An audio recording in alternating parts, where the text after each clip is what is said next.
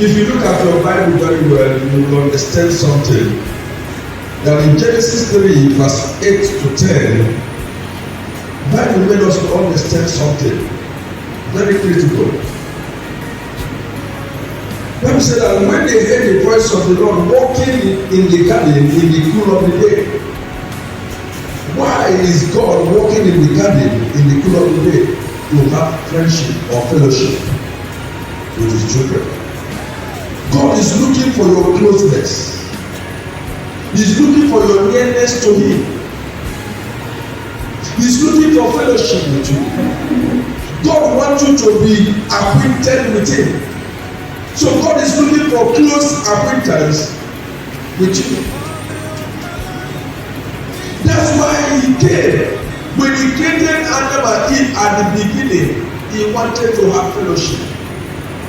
If you look at Genesis 1, if you read from 26 to 27 to 28, the Bible said that God created man in his own image. For what reason? For fellowship.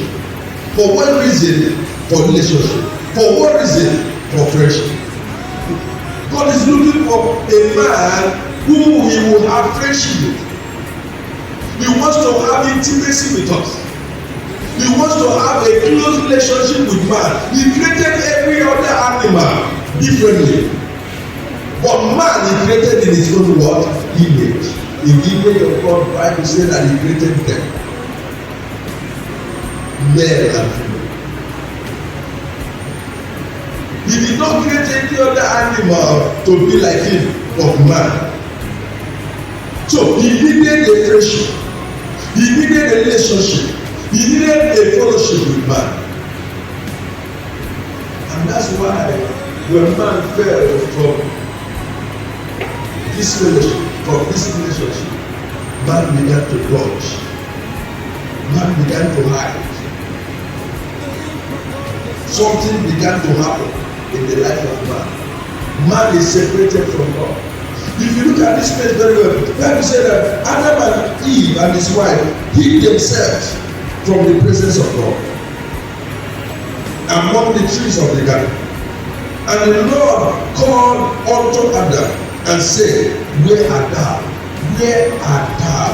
Where art thou? Where art thou? Why? God is looking for man to have fellowship with him. Time will not permit me to say so many things here, because when he sent Jesus to us, he's looking for us. He wanted to restore that relationship. Are you hearing me now? And he said, I had the voice in the garden. I was afraid because I was naked and I hid myself. God does not want you to be afraid. He does not want you to be away from him. He needs your companionship. He needs your relationship. He needs your friendship. He needs your fellowship. But man ran and hid himself. Why is he naked? Because he has sinned. He has disobeyed the law of God. Why is he naked? Because what God told him to do, he disobeyed God, and now Satan has taken over.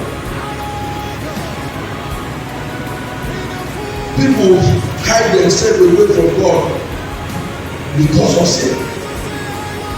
Because they are living in sin.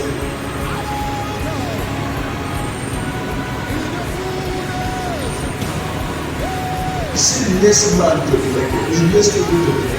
Am I speaking to someone? Don't see against God and naked. He makes man to be naked. To be naked. So you become vulnerable when you sin against God. You are not now in fellowship with God, but you are not a friend of God. You are not in fellowship with God. You are not a friend to God. You are open to sin, to act. That's why many believers don't pray today. They don't pray again. because they are covered with the weight of sin, not with the love of God. When you are covered with the love of God, you know, I'm trying to explain something now, which I've given you a little bit of it before. When you are covered with the love of God, you pray. When you pray, you love God. Are you hearing what I'm saying? When you are not praying, you are doing something else. There is no love of God there. That's why the Bible tells us in Hebrews 12 verse 1. He said, therefore, seeing that also that you are compassed about with so many cloud of witnesses, let us lay aside every weight of sin. Let us lay aside that sin that which doeth easily beset us. Let us draw with patience. Let us draw with patience. Don't draw into sin. Draw with patience. Why is man falling to sin?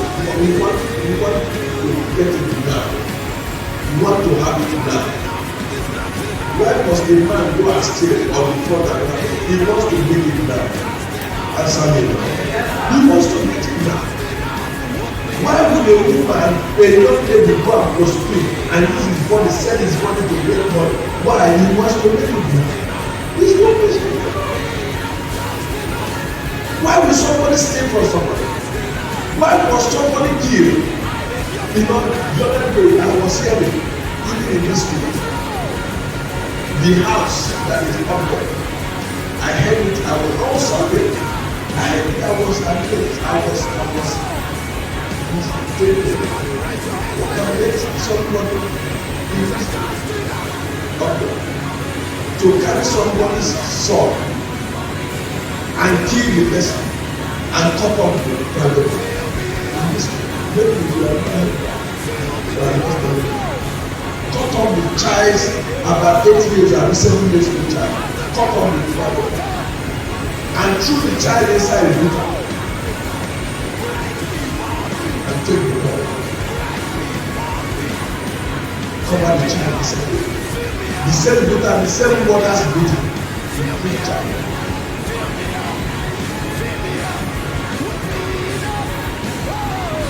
I don't want to go into that because that is not what I told.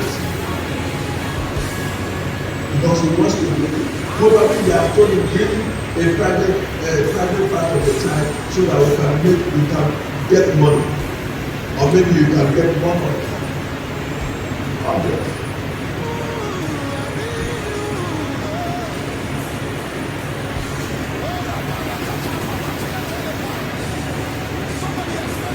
So when you are going up, there's a church, am I right? That is by the left. After that church, there's a building. There's a fine house upstairs. I think it's 2-story building. They have 2 buildings inside one compound. It's a big compound. That place. Everybody living there around them. They don't know who. Because they don't want their children to be the next victim. Because once they are taking this one now, they will ask him to bring another one. Because I will not tell you where you are going. And when you bring this one, they do and they didn't work as they planned. They say bring another one. You see the person being engaged, being covered with sin. Somebody who loved God before, now the love of God has gone. He's not praying again. All he wants is to make it fast. He said, looking up to Jesus, the author and the finisher of our faith. Leave sin. Because that is what happened to Adam and Eve.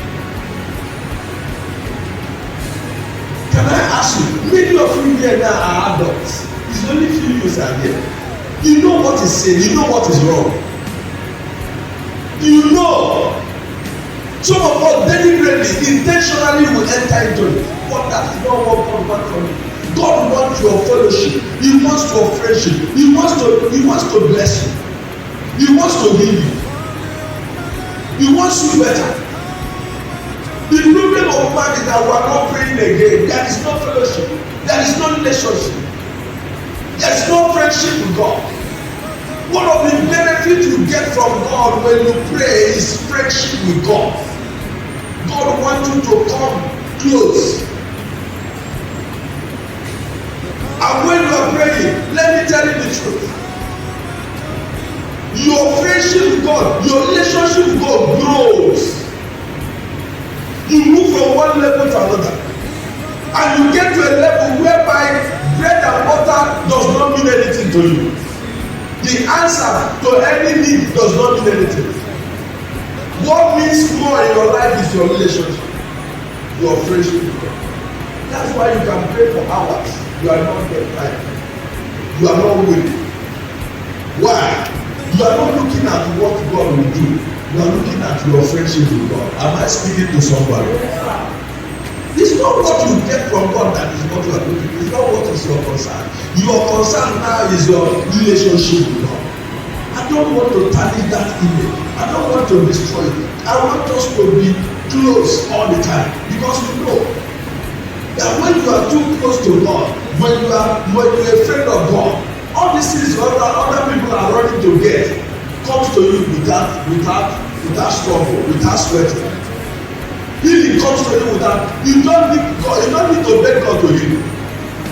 God knows when to remove. If there's anyone, Paul the apostle was begging God. He God said, "Forget that. My grace is sufficient." That sickness can be there. You live 120 years and nothing. Are you hearing what I'm saying? Was not Abraham a friend of God? Why do you call him a friend of God? He has a friendship with God. What happened? At the age of 100, God still gave him a child. The somebody they call a bad man. Somebody every other person were laughing at.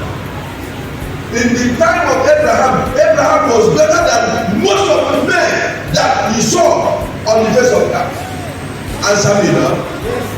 Even when Sarah died, Abraham married another wife and had almost 5 children. He lived to 177 years. Those who were laughing at him at the age of 70, at the age of 40, at the age of 50, they died before him. And the Bible said that God blessed Abraham in all things. In all things. Genesis 24. In all things. Whether in health, whether in money, whether in silver, whether in gold, whether in camel, whether in that, God blessed him in all things. Whether in children, God gave it. God gave him peace. One of the benefits is your portion. My brothers and my sisters, that is the reason why God created us at the first instance, at the first place. God created us to have friendship with him, to have an intimacy with him, to come closer, to be acquainted.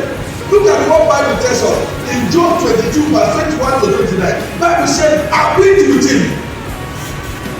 Then he will make gold as dust for you. You will have peace. He will bless you. Child of God, come to a point where you are praying for the love you have for God, not for what you are going to get from him. Am I speaking to somebody? Bible said in 1 Corinthians 2 verse 9, he said, but as it is written, I have not seen nor ear yet, neither have he entered into the heart of man the things which God has prepared for them that love him. If you have ever seen this scripture in the Bible, and you have ever read it and think about it, you stop doing all these things. You are praying. You have fasted and prayer more than Tuesday. Today is Wednesday. Some people came on Wednesday, they didn't come on Tuesday. Some people came on Tuesday, they didn't come on Tuesday. Today they are not there. Because why?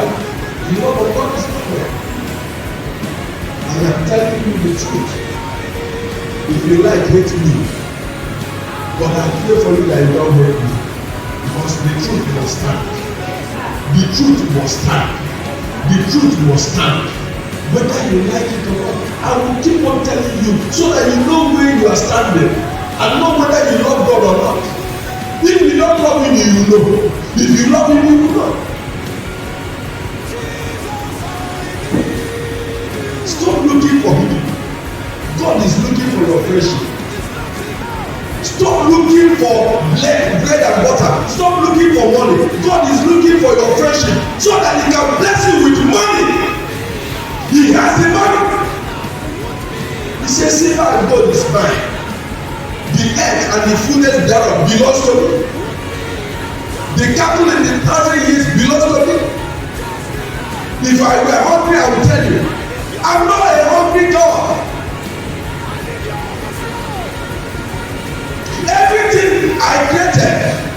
is under my power.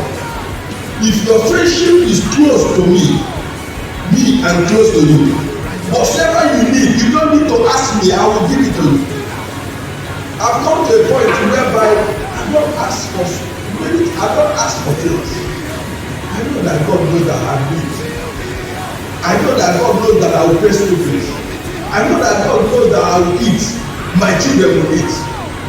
My wife will eat. She needs to clothe. Are you there what I'm saying? Are you there what I'm saying? My friendship with God is what matters to me most. Can I tell you something? Most of the prayer you see me today in my life is from church. It's from me. If you ask them, they know. If you ask my wife and ask my children, they will tell. 90% of the prayers I pray these days is for the church, for the members of the church. Some of you sitting here now, I call your name, I said, let us lift this person up in prayer. I pray for you in the night, I pray for you in the morning, without you knowing. But you are here. You didn't ask me for that. All I know is that I know that you have issue. I don't pray. If I tell you to pray for the prayers I'm doing for you, you can't pray for it. You can't pray. You don't have the work to pray. But every day, you must pray. Why? I know that when I go out with my children, with my wife, in prayer, I know that power will generate power to deal with some certain things. It's God's leading to somebody. That's why he told us in Romans 8, verse 28. He said, we know that all things work together for good to them that love God. If you love God, you pray. If you pray, you love God. I don't know whether I'm speaking to my people. Am I talking to my people? Are we together now? I want you to get this thing straight. Get it right. God wants to have friendship with you, so that you can deal with these little things here and there. There are things that you don't want to leave. You don't want them to go. Let them go. They are like weight dragging you back from your relationship with God. That's why God told us to pray for us. Do away with all these things. It don't matter. You see, by now we're telling members of the president to stop drinking beer. If I'm telling you to stop drinking beer, then you are not a member. Are you hearing what I'm saying? Because you know that your pastor doesn't drink. Even the wife, you don't drink 1% of alcohol. So is it now that I will tell you stop pushing women in the church? The impact of my life is how much of you people see. All we are pushing every day is our relationship with God, our friendship with God. If you come closer to me, you will know that is the kind of person you are. Who is going closer to God? Let God be revealing things to me, and I will be telling you, and I will pray for you, and God will handle it. Then anyone who will not handle immediately, I know that I have no help, I have no power, I have nothing. Then I will leave it to you. I will leave that to you. You know the Lord. Anything I cannot do doesn't work with me. That's fast. When I'm walking about it, somebody came to church and is not here. And I know that God brought the person here to heal the person. I don't enter into anxiety again. It was before when we started doing. I begin to walk my heart, I begin to cry, I begin to God, why now? I put my head, I put your head on my head. God, why now? No! I've come to a level where if I pray once, I believe that God has answered. Because faith is now. So if you start working now, God has something He wants to direct. You know, look right here or something. I told us, I said, let one of the counselors come teach somebody. Why? God has been the person. In the name of the Spirit, God showed me that so that I will not worry again. Do you know what the person needs? To grow in faith, and God will manifest the healing in His name. Because you may heal the person tomorrow, the person go back to native God, or go back to tradition, or go back to culture. Are you hearing what I'm saying? You want the person to have a little relationship, a friendship with him. The impact of my life.